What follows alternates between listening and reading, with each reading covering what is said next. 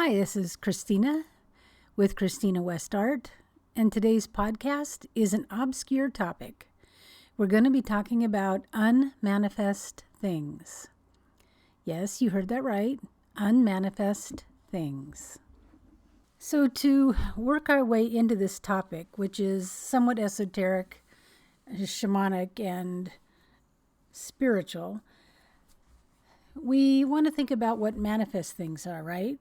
So manifest things are we plan a job, we think about the job, we think about all the steps that have to happen within the job, we do the job, we have some problems here or there we have to figure out, we complete the job's a success, and it's been manifested. We do that all day long. We manifest getting dressed, brushing our teeth, getting to work, taking care of the kids, paying the mortgage, whatever the deal, we're manifesting. And another word for that is will. You have to have the will to actually get up out of bed. You have to have the will to make your bed. You have to have the will to get dressed and brush your teeth and figure out what your wardrobe is going to be. You have to have the will to do that job and continue doing that job and finishing that job and then going on to the next job. So almost like a garden, we have to till the soil, we have to clear the land, we have to plant the seeds, we've got to watch it grow, we have to make sure those tender new shoots are okay, fertilize the soil, harvest. So we have these rhythms within our earth, within our culture, within our daily lives, and also in how we manifest. And pretty much in America especially, we are devoted to manifestation. And that is really a practice of ongoing will, like the ever-ready battery. And that, of course, will wear down. It wears down the body, it wears down the mind, it wears down the emotions, it wears down the poor old heart. And typically, we need to rest then. And then we refill the well. So Rudolf Steiner brought forward the threefold human being: the thinking man or woman, the feeling man or woman, and the willing man or woman. Thinking, feeling, and willing. And that really breaks down our core modalities during the day. Everything we think is layered one into the other. There's will in our thinking. There's feeling in our will. You know, you can interchange those like the knee bone's connected to the thigh bone. But one of the things about manifestation and creating is its opposite, which is the unmanifest. And this isn't a topic I've heard anybody talk about. The closest I've gotten is Meister Eckhart in his 4 Ways of Seeing, which David Applebaum did a beautiful article on. And it is about emptiness. And it's deeply esoteric. And it's practically sacred geometry or higher math. It's so deep about God manifesting continually. And, you know, we actually do see this in our science as well, that the manifest reality is going on continually. And all the traditions and folk tales and religions and different ideologies have many stories, myths, and legends about, you know, the sun comes up every day, and what swallows the sun would be a catastrophe for the earth. So one of the things that has been a puzzle for me in my study and research is, which is found in the Bible, the wrath of God. The wrath of God. You know, it's a creepy thing, this sort of typically a white male with a long beard, big shoulders, you know, with a pointing finger. And I wasn't raised within any kind of tradition. I was raised in the Western mystery tradition. So I missed the Catholic Church. I missed everything else too. And that left me free and naive. So I've had to come back to this later in life and try to struggle with these concepts. And there's a number of threads that run through this podcast. Much of it is shamanic.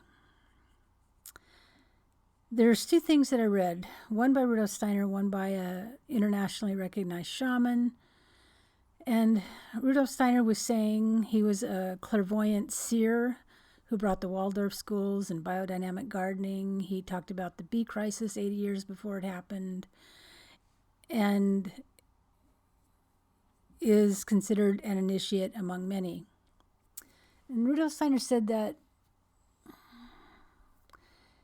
if humanity as a whole doesn't accept that there's spirit behind everything in matter, there's a spirit of the oak tree in this oak table that I'm sitting on. There's a spirit, within everything, within the plants outside, so forth. Now, a very strong materialist who only believes what he sees, or she believes what she sees, is going to negate this out of the court. It's just not going to happen. But one of the things that shamans have seen is that they see the dead. Shamans typically can see the dead. They dream of the dead. They still work with their dead.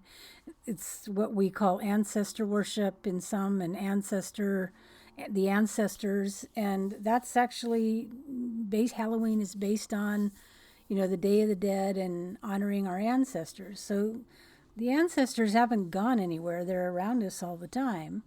And hundreds of thousands, perhaps millions of people have had personal experiences of this. So I don't need to go into the data of that. But what I want to talk about is this idea of the wrath of God. And I was reading a Christian community priest, Emil Bach, and I was reading one of his books, and he started talking about Revelations and the wrath of God. And, my ears grew like big. What was he going to say? And he said something so shamanic. It just rocked my world. It was a watershed moment for me. He said that the gods, goddess, whatever you want to call it, is pouring down bliss, pouring down spiritual wisdom, pouring down grace on us human beings. And this is cross-cultural. This isn't, this is pure grace, pure spiritual wisdom. This isn't like a religion or somebody's got it and somebody else doesn't. This is just happening all the time. And pretty much, I would say all indigenous people knew this. Native Americans, Chinese, Japanese, somebody in wherever, some corner in the world that nobody knew. They all knew this mother, father, life, pagan, Christian, whatever gods are filled with wisdom. I mean, that's why Michael Harner, the great, he has crossed the threshold now, but he was a great internationally recognized shaman and a PhD in, Michael Harner had a PhD in anthropology, and they say he, crossed the line and went native, is what they said. But what he found out with his practices and his studies with indigenous shamans all over the world were these same practices were found all over the world, which he called core shamanism. So again, we come back to now the scientific worldview in 2021, where they can't figure out why atoms are dancing in and out of manifestation, right? So we're talking about in manifestation and out of manifestation. And they can't wrap their heads around that, nor do they know what it means. But they can see it's happening with their vast technical abilities. So Emil Bach, this priest, said that if the human being or humanity as a whole does not open to the understanding that there is a spiritual world that is actually what we call the material world, that they're integrated, interfaced, embedded within one another. And just because our eyes can't see it, many people's eyes can't see it, those who are more developed or more shamanic or more naive and unstudied can feel it, can know it, can dream it, can heal people with it because they'll dream a remedy. So Michael Harner would say shamanism is never lost. So I'm just trying to build a broader picture of manifest and unmanifest. So if we stop the spiritual wisdom from coming to us, we don't believe it, it's not part of our reality, what it does is it sort of turns back on itself and on ourselves as human beings, part of the cosmic order of things, and it creates neuroses or illness. That's what Rudolf Steiner, Dr. Steiner said. And he said within 150 years, and it's been just that since he's crossed the threshold in 1925, that we see neuroses of all kinds. It's just, in fact, our entire society is based on pathologies and diagnosing people's pathologies, not their wellness, their illness. So this idea I've been, living with for, 20, 25 years. And this last few months, especially maybe perhaps this year with COVID, I've been thinking of what do we choose to live by in our lives? What's our core belief? What are our core values? Do we have core values? Do we have a set of principles? Are we a moral person that we know there's good and bad and what's right or wrong? Do we have a felt sense in our heart? This is good for me. This isn't good for me. Do we choose a healthier life or do we choose an unhealthy life? So I used to give an exercise to my students. If there's something you want in your life, say you want to move somewhere and there's a certain house, you close your eyes and you just get quiet and you say out loud, I'm going to move to the what's it house, whatever that is. And you feel between your tummy and your throat chakra, your throat, a feeling, what that feeling is. And this is called a felt sense. I don't know who came up with it, but it wasn't me. But I love it because it works for me. Felt sense.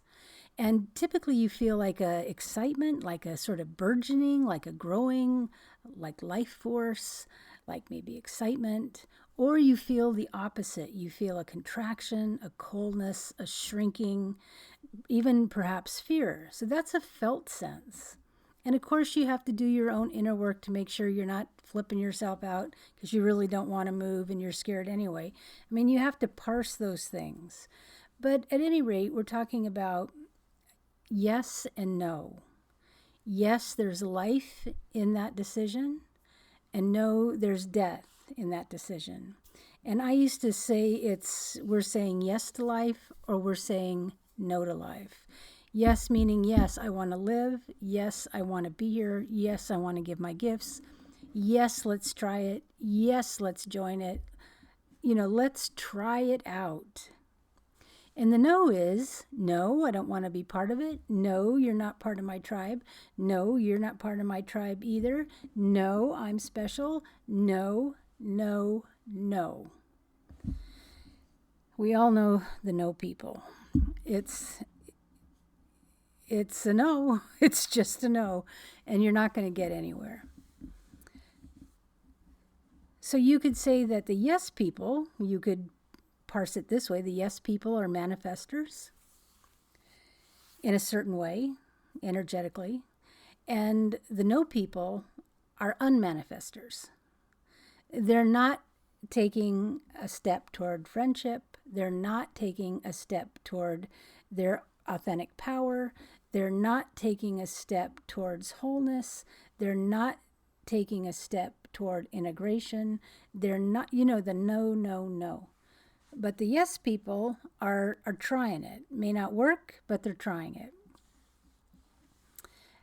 Give it the old college try, we used to say. So what I've been thinking about, now that you have sort of a picture, I built a picture here of manifest and unmanifest, let's talk a little bit about Meister Eckhart. Meister Eckhart says that it's so deep. For me, I have to really track what he says. And I studied him for about, 3 or 4 years because it was so dense, trying to understand, was he 13th or 16th century? Maybe 13th. I don't know. Don't quote me on it. So the creator being, the Manitou, which the Native Americans would say the Manitou beings, which were the creator spirits, the great creators. In alchemy, we might call it the eons, Aeons, the great aeons, these huge time spirits, these beings way beyond humanity that create us and created the planets and created the DNA and created the mitochondria and created the spiral nebulas. So holding the thought about the wrath of God, right? Because it's really the grace of God coming down. Wisdom, I don't know how you would translate it. Homeopathy, learning about herbs. We're all, connected. Let's get together,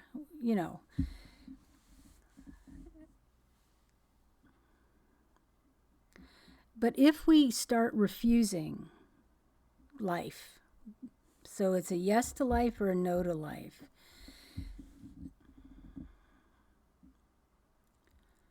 what are the consequences? The consequences of saying, no, I'm not going to. Oh, no, or no, I'm not going to let you. Because there's a lot of no, I am not going to let you.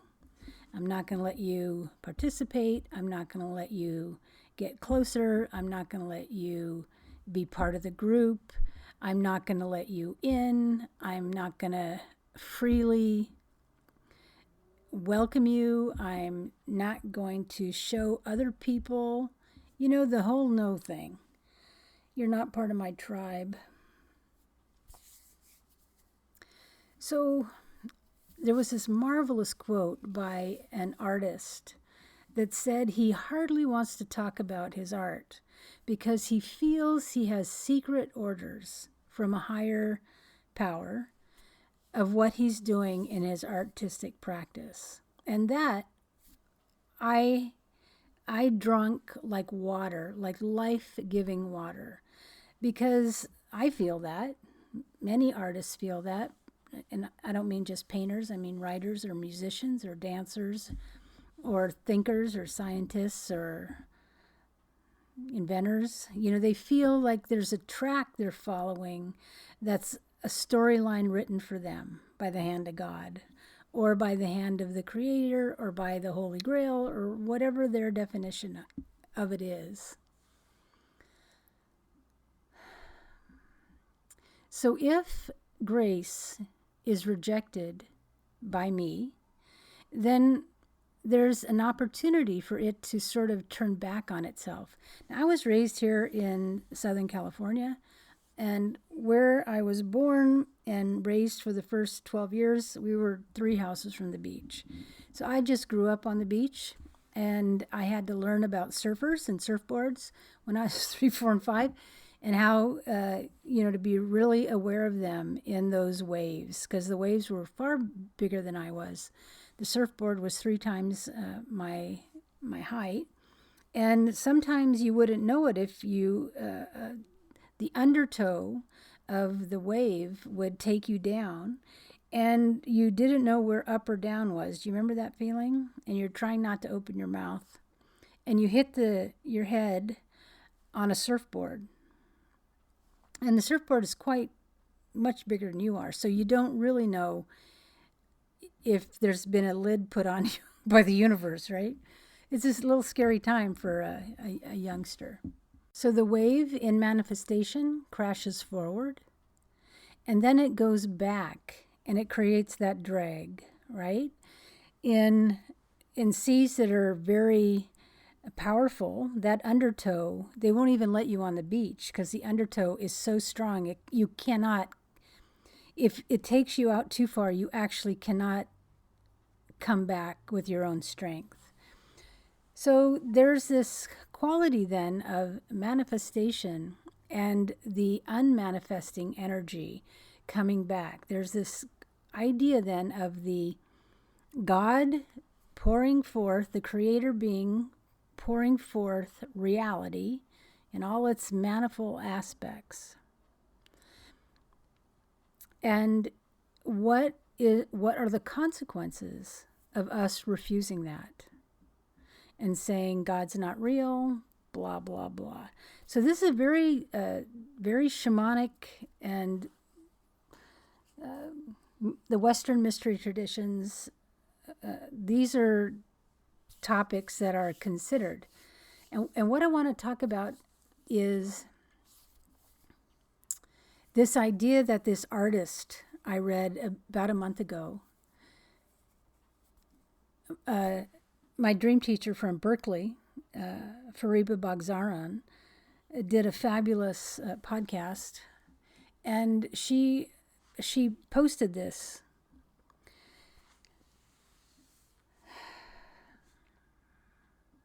This idea that the artist has secret orders. So this got me to thinking, what if we don't manifest our secret orders? What if we don't manifest the good that we're supposed to bring to the earth? What if we don't manifest our karma in a healthy way? What if we get caught up in sort of low quality ego stuff and we can't manifest our destiny? And I think if we sort of had a karmic eye, of course, that's a slippery slope to go down. But I think if we could see, Michael Harner, his favorite topic was miracles. And he never had a chance to complete the research and the book or books, because that was his favorite focus. And he never really spoke about it much, except rarely. And miracles are an anomaly, right? All odds, a healing happens or a miracle happens. So we do live in this universe with a lot of unexplained phenomena. But I was considering, what if someone's destiny is to do something for a community? And that community could be a partnership. That community could be a school. That community could be anything, any kind of group. And that person is stopped from bringing their gifts forward. So my question to myself is there fallout from that? Is that backwards pull, that undertow current, is there consequences for people, for the point people in unmanifest things. What are the consequences of the unmanifest good deeds that I didn't do? And who takes the hit for that? Because I do think people around in the control group, we could say, that perhaps there's a spiritual calling, a secret order, right? That a group or a community or a artists, and they're supposed to do something. And what if by the ill will of somebody else, they're blocked from doing it? I've got a sneaking suspicion there's going to be people who have to take the karma of the not doing. They have to take the karma of the unmanifest things.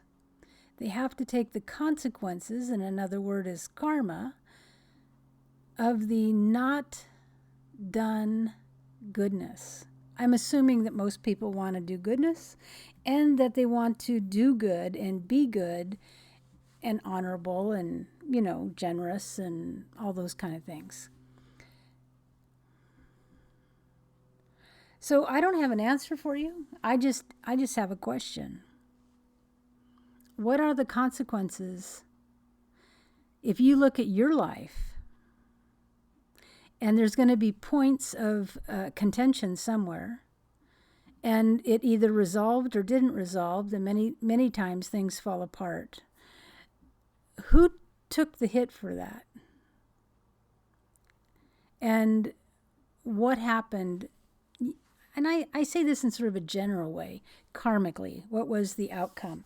So you could consider it like a 3-act play. The setup, the first act, there's usually the problem, the challenge for the hero or heroine, and then there's the crisis, and then there's the resolution. So just generally, it's an idea that I'm pondering. So this podcast is about the problem or the issue of unmanifest things. And you can check out Meister Eckhart and his talks on emptiness. Emptiness is also found in the Buddhist tradition.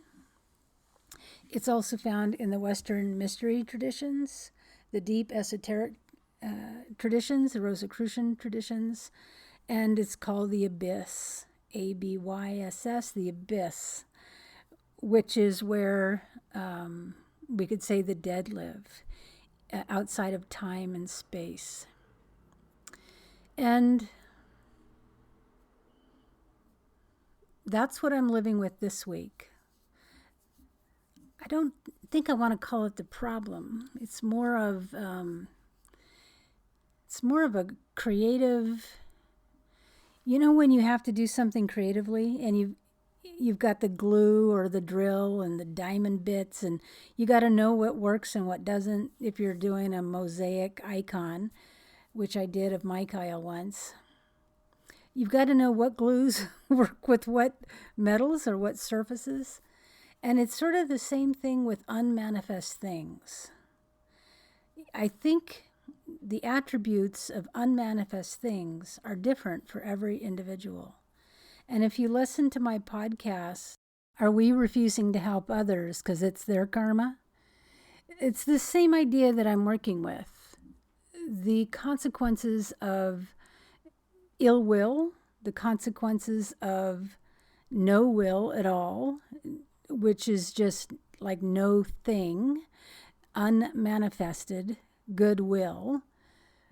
I don't know what that would be. It's like a conundrum. The conundrum of unmanifest deeds is what I'm thinking about. And I'm totally willing to hear what you have to say about that. If you have any thoughts along those lines, send them on. You can find my email. I've got my YouTube going, finally figured it all out, got everything working and joined and integrated.